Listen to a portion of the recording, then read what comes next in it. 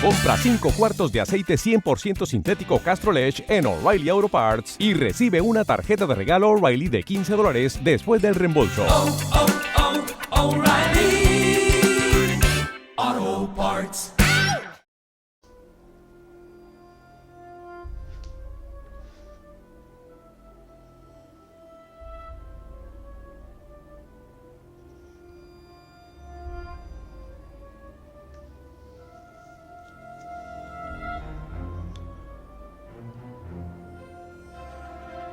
Hola a todos, feliz año nuevo, bienvenidos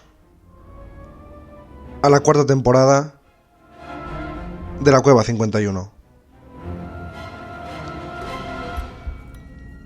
Hoy empezamos el año con una historia bastante conocida. Bueno, yo no la conocía. Una historia ocurrida, como no, en Estados Unidos. Una historia escalofriante. Y es que a veces hay fenómenos paranormales que ocurren en domicilios particulares completamente normales y no se sabe si son fruto de la imaginación de los que viven ahí, la casa está poseída, o a veces era algún objeto que se ha introducido en esta casa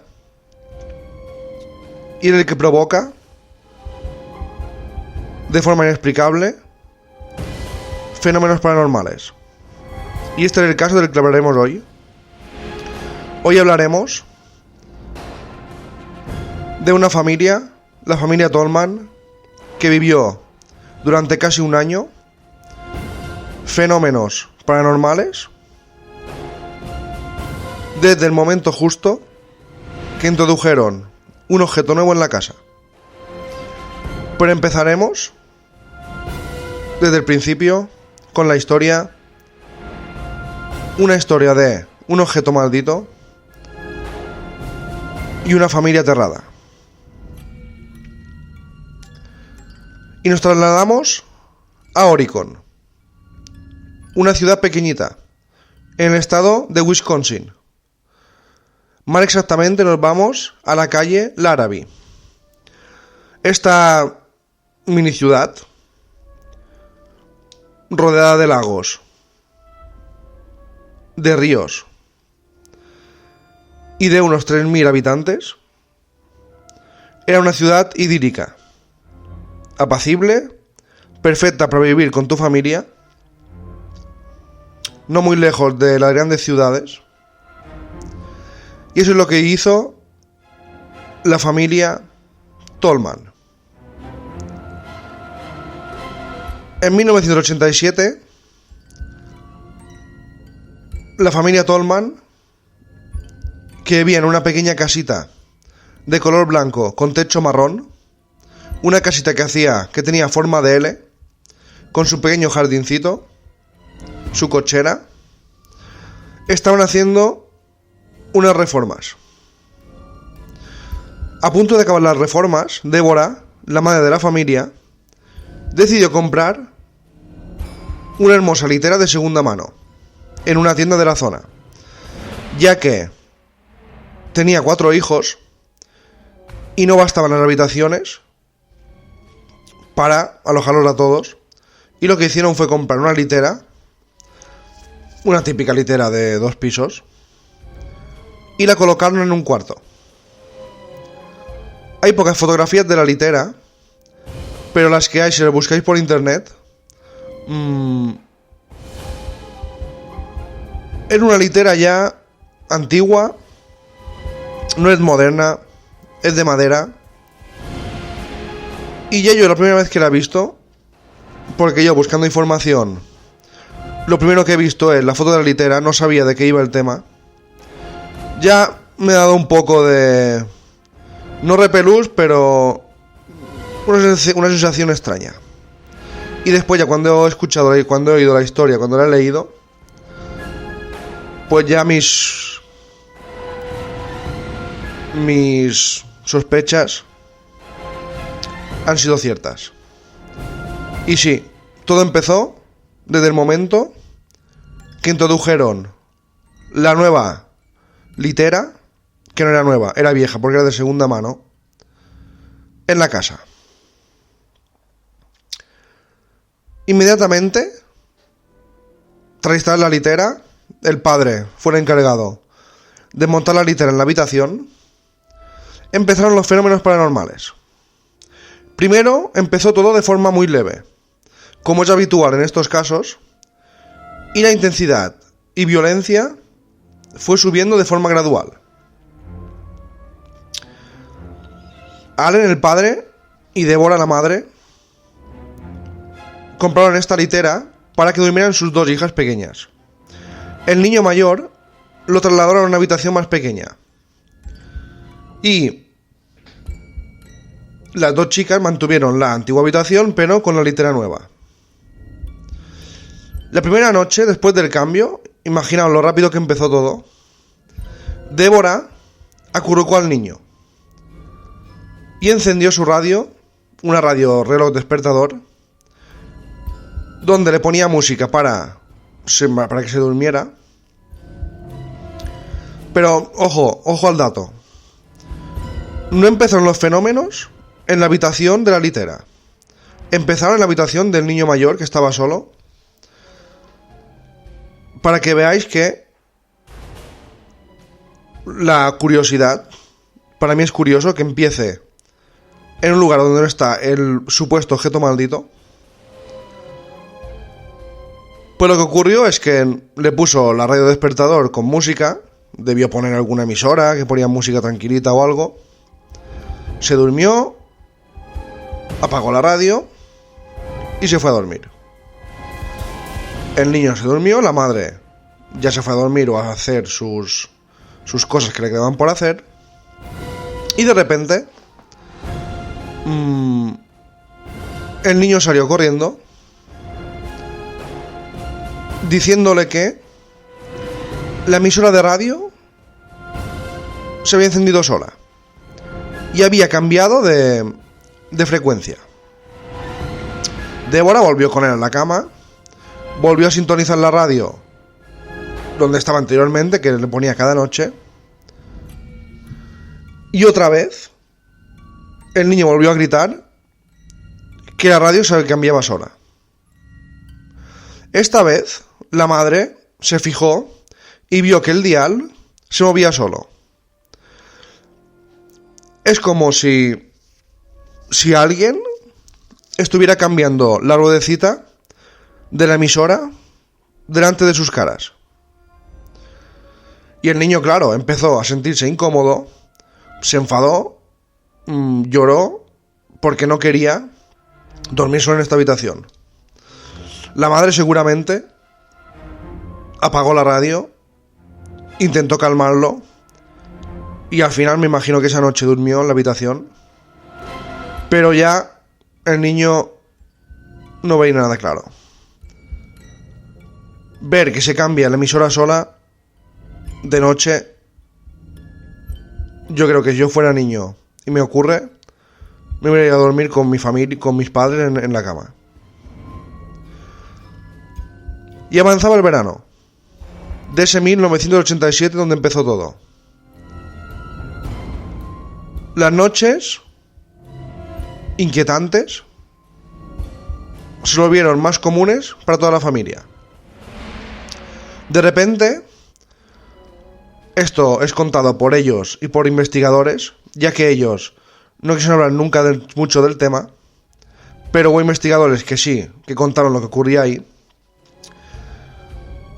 La segunda cosa inquietante que les ocurría es que a veces escuchaban a su hija menor hablando y riendo por la noche. Eso les pasaba muchas noches, y la primera noche que ocurrió eso, pensaban que ella estaba jugando. Pero cuando iban a la habitación, veían que las niñas estaban dormidas. Y todo eso, esas risas y esas conversaciones fantasmas, se podría decir, fue evolucionando. Ya la niña empezó a tener pesadillas y empezó a mitad de la noche a correr a la habitación de sus padres que estaban durmiendo, ya contándoles sonidos que estaba oyendo ella. Al principio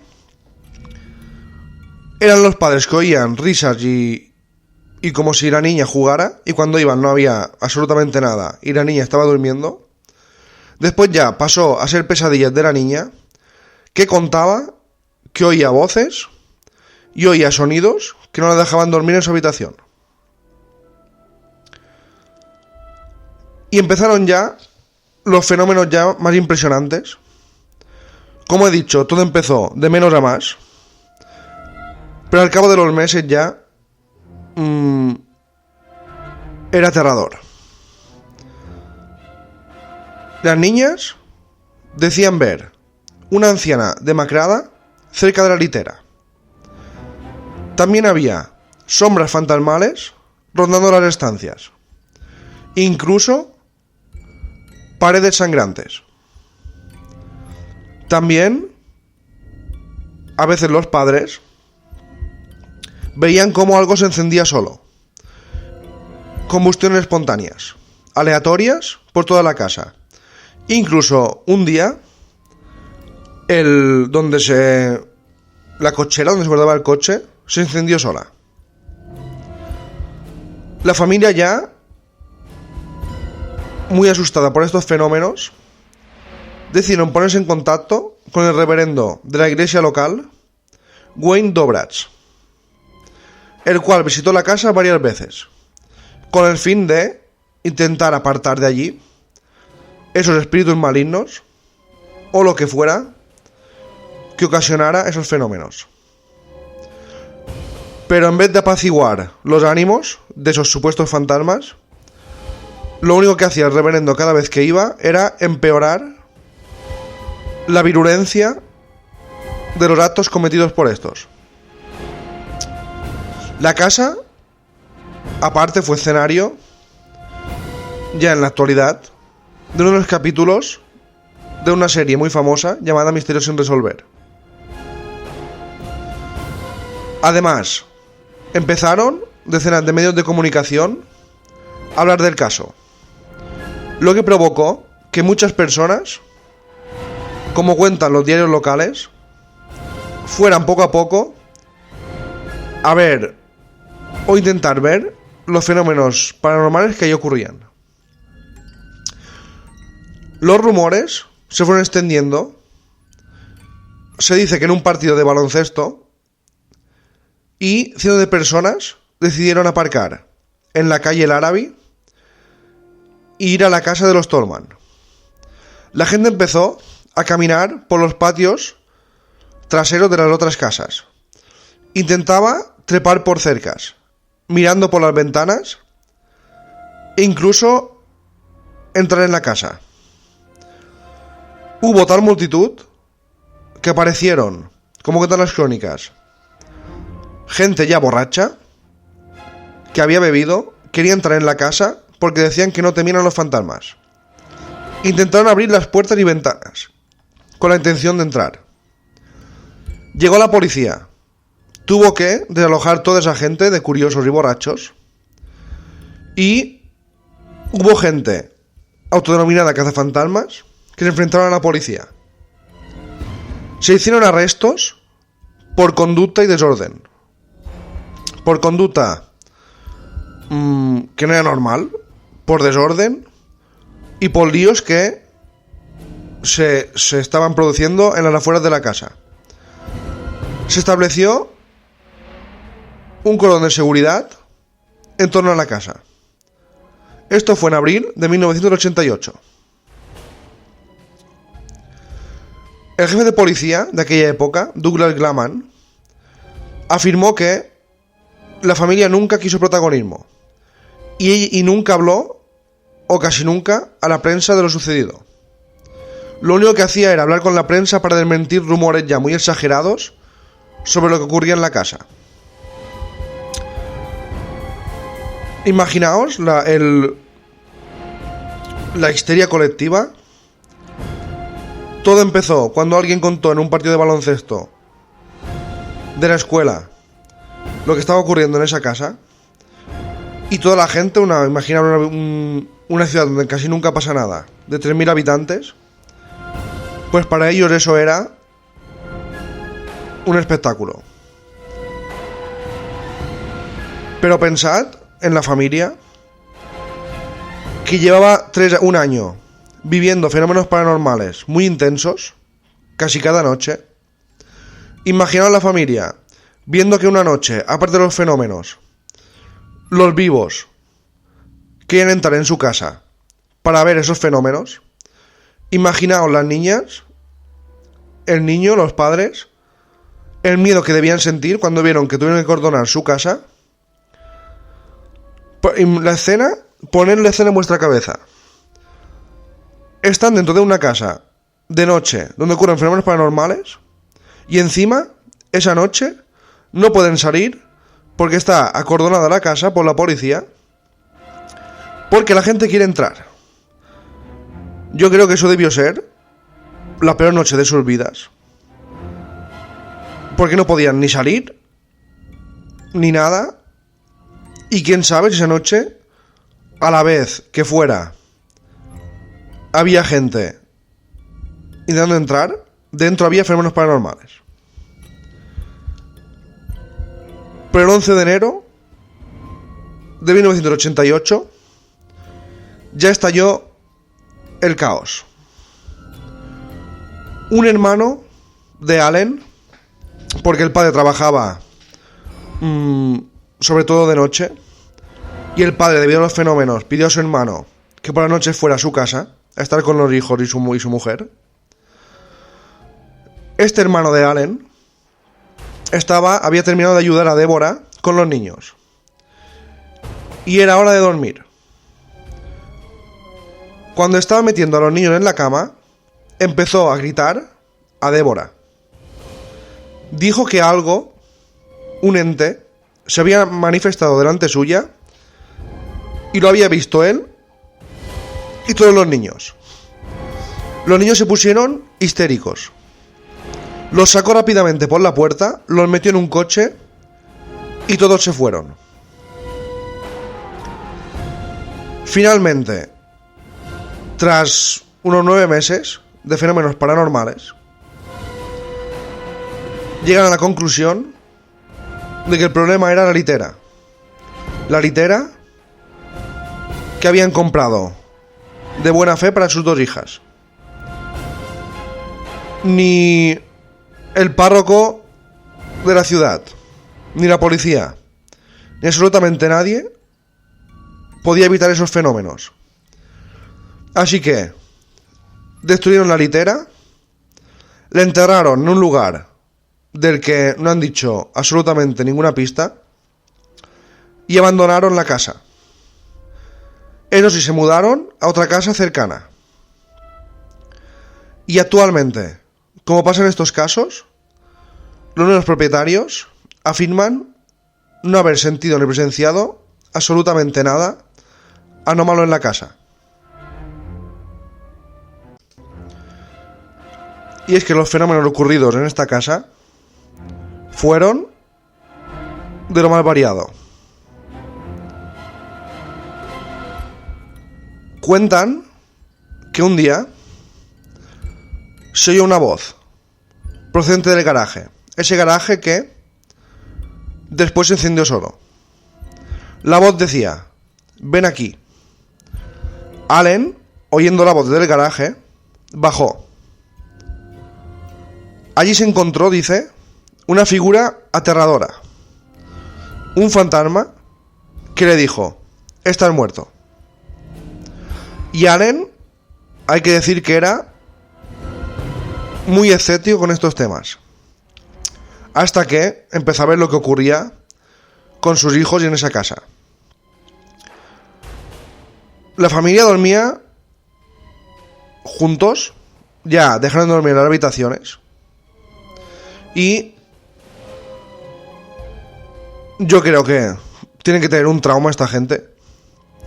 Que te ocurra eso una familia normal, y de repente empiezan a suceder todos esos fenómenos, porque había voces, se movían sillas solas, las radios se encendían y se apagaban solas, hubo movimientos de objetos, se veía, las niñas decían que veían una especie de bruja, había entes que se aparecían en la casa, que pudieron ver toda la familia, y el hermano de Allen. Y lo que ocurrió es que, como he explicado, esta gente le dio la culpa a la litera. Una litera desde el primer día que se puso provocó fenómenos paranormales. Una litera que está enterrada en un lugar secreto y destruida. Y una litera que, desde que no está en esa casa, se cree que no ocurren ya ningún fenómeno paranormal. ¿Y qué son estos fenómenos? Están los denominados poltergeist.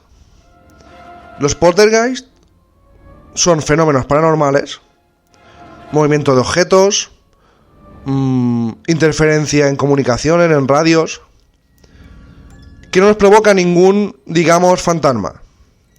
Los provoca una persona que vive o trabaja en un lugar, y su psique, su mente, sin que ella lo sepa, es la que provoca estos fenómenos. En este caso se habló de poltergeist de la familia Tallman, que a lo mejor lo provocaba a alguien de la familia, pero yo creo que no fue así, porque todo empezó desde que se puso la litera en esa casa. ¿Y por qué? Pensad, esta familia completamente normal, escéptica, en una ciudad de 3.000 habitantes, de repente se inventaría todo esto. ¿Y por qué meterían? ¿Por qué dirían que es la litera? Si lo pensáis, no tiene ningún sentido. Ocurrieron todos esos fenómenos inexplicables.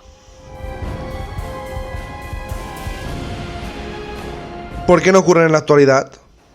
¿Es posible que de verdad la litera estuviera embrujada?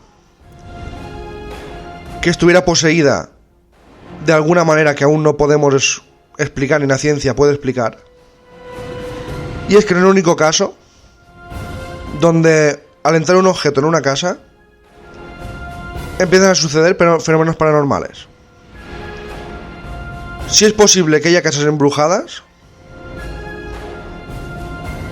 si eso es verdad, que hay casas que se puede quedar impregnado algo de lo que ocurrió ahí y se manifiesta, pues es posible que haya objetos que también estén poseídos. Hay coches poseídos, muñecas poseídas muy famosas y objetos que al entrar en un lugar hacen que ocurran fenómenos paranormales inexplicables. Yo no sé si se puede poseer un objeto. Si los entes, fantasmas, demonios, lo que sean, se pueden meter en ese objeto y manifestarse de alguna forma. No sé si fue casualidad que ocurrieran esos fenómenos del momento que compraron esta litera.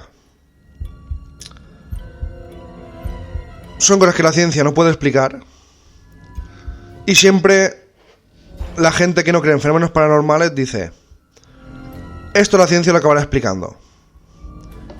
Pero es verdad que el caso de los denominados fantasmas, poltergeist, objetos malditos y apariciones lleva más de 100 años y aún no se puede explicar, no se ha podido dar absolutamente ninguna pista de lo que pueden ser.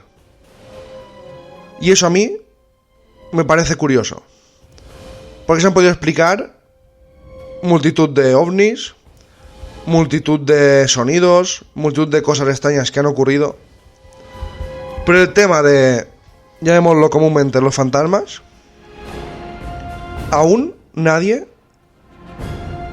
ha podido explicar por qué ocurren. Y por eso a mí me gusta, en lo que va a 51, traer casos de este tipo, traer casos un poco documentados, porque hay 50.000 casos que no están ni documentados, ni hay ninguna prueba, y seguramente son invenciones. A mí me gusta buscar casos donde por lo menos hay pruebas gráficas o de algún investigador que ha investigado la escena, o que algún miembro de la policía ha hecho un informe, porque aquí sí que es 99% seguro de que no se lo inventan. No se lo inventa la policía y hará un informe a los superiores de que ha visto un fantasma, porque sí. Y por este caso me parece espectacular. La verdad es que no lo había, o si lo había oído no me acordaba, pero es un caso que escalofriante. Es un caso que tiene todos los ingredientes, y menos mal que la familia se fue de esa casa y tiró la litera, porque si no, tiene todos los ingredientes de que si hubieran seguido en esa casa un año más, alguna tragedia hubiera sucedido. Para acabar, quiero recordar que esas voces que oían de distintas habitaciones eran muy agresivas. Eran voces que les decían que quemarían la casa, que los matarían, y en verdad hubo fuegos espontáneos que no se pudieron explicar. Incluso, como he dicho antes, se incendió el garaje. Y si no lo hubieran apagado, estas casas de madera pequeñitas de Estados Unidos prenden muy rápido, seguramente hubieran muerto dentro. ¿Qué entidad, fantasma o lo que sea, lo que le queráis llamar, es capaz de provocar fuegos? No lo sé, pero si era la litera que estaba poseída, algo muy chungo y muy grave tuvo que ocurrir con ese objeto. Gracias a todos. Feliz año nuevo. Esto es la temporada 4 de lo que va a 51. Gracias a todos y hasta la próxima.